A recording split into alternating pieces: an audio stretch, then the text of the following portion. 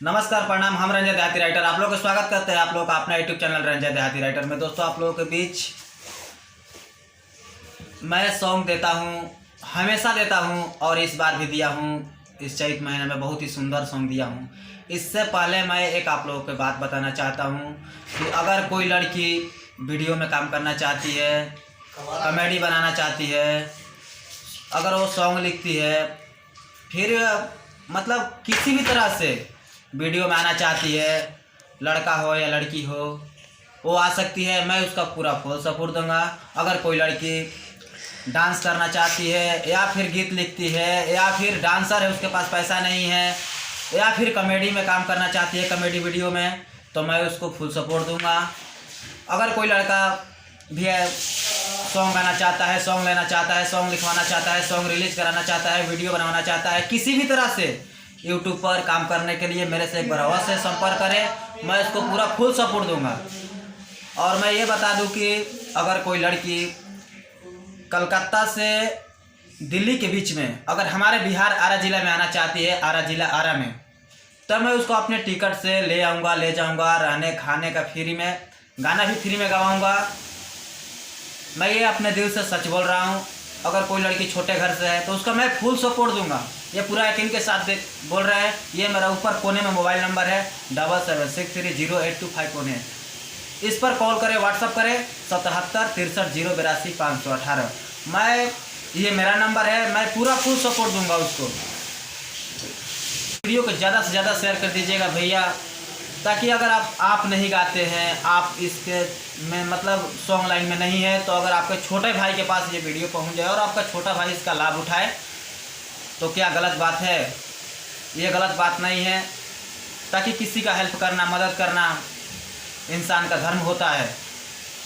चलिए, मैं इतना बताते बताते एक बहुत ही अच्छा शानदार चैता मैटर लिखा हूँ जो कि पति पत्नी का विरह है और बहुत ही सुंदर है। इस वीडियो में बने रहिए। चलिए मुखड़ा की ओर ले चलते।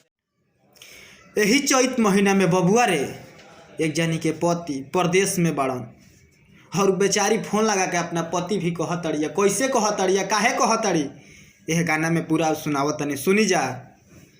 ई चैत महीना ऐसन ह, एकदम रासाह महीना ह। दिन में जब लूक चलेला तो बुझाला कि तन बन में आग लगा दी।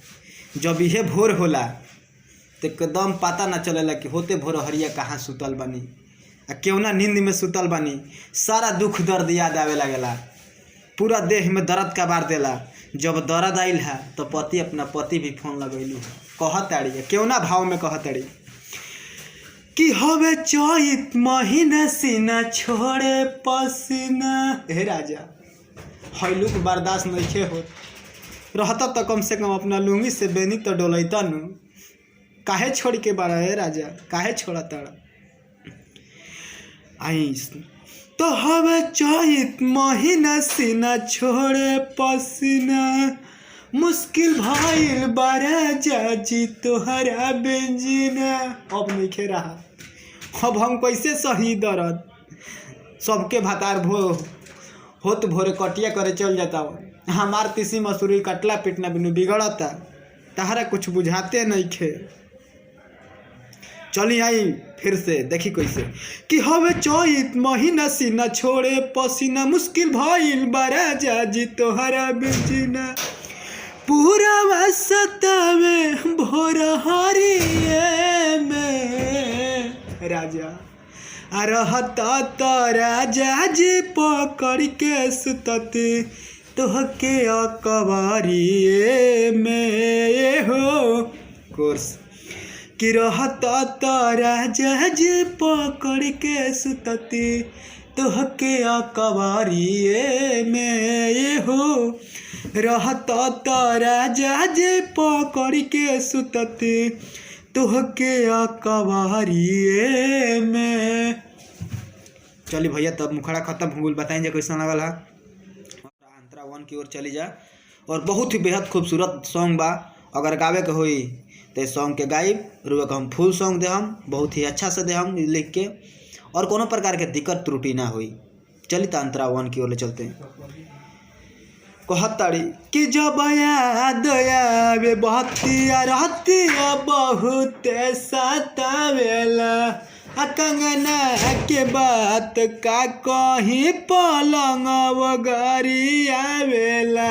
हे राजा कंगना अंगना में खनकता, पलंग के अलगे आवाज बा। अब कैसे सही बताई रहुए कि जब याद आवे बतिया रतिया बहुत सतावेला। कंगना के बात का कहीं पलंग वगरी आवेला। आई तत सुतती अकवरिए में। राजा जी हो रहता तो दोनों बेकत सुतती जा, हे भोरहरिया के मजा लेती जा, रहरिया काट पीट के धो देती जा, गोतिया नैया से पहले ही। काहे ऐसे कैले बड़ा? बोला का गलती कर देनी है रजऊ? कि आई तत सुतती अकवरिए में। चली आओ बात माना चैथ कि रहता तो राजा जी पकड़ के सुतती तोहके अकवरिए में हो कोर्स। कि रहता तो राजा जी पकड़ के सुतती तोहके अकवरिए में हो। रहता तो राजा जी पकड़ के सुतती तोहके अकवरिए में। दोस्तों तो ये सॉन्ग कैसा लगा कमेंट में ज़रूर बताइए, लाइक करके हमें हौसला के बढ़ाइए और सब्सक्राइब करके अपने दोस्त साथी के पास भेज दीजिए, ताकि ये अगर आप सिंगर नहीं है तो दूसरा कोई भी सिंगर हो सकता है। अगर किसी व्यक्ति का हेल्प मिले तो आपको क्या दिक्कत है। दोस्तों ज़रूर इसको बताइए हमको कैसा लगा। और हाँ, ये छोटे भाई से कुछ गलती हुई गाने में तो मैं राइटर हूँ और आप सिंगर हैं तो आप बहुत ही सुधार और बहुत ही अच्छे से गाएंगे, मेरे को पूरा बहुत ही विश्वास है। और ये सॉन्ग बहुत ही अच्छा लगेगा, हिट करेगा, ये पूरा मैं 100% फुल गारंटी देता हूँ। तो अगर इस सॉन्ग को आप गाना चाहते हैं तो मेरा ये कॉन्टैक्ट नंबर है 7763082518। दोस्तों इस पर कॉल कर सकते हैं। रंजय देहाती ये सॉन्ग मैं बहुत ही मेहनत से लिखा हूँ। 77 63 082 518 व्हाट्सअप नंबर, कॉल नंबर, यही मेरा नंबर है। चलिए तो इस वीडियो को मैं यही ख़त्म करता हूँ।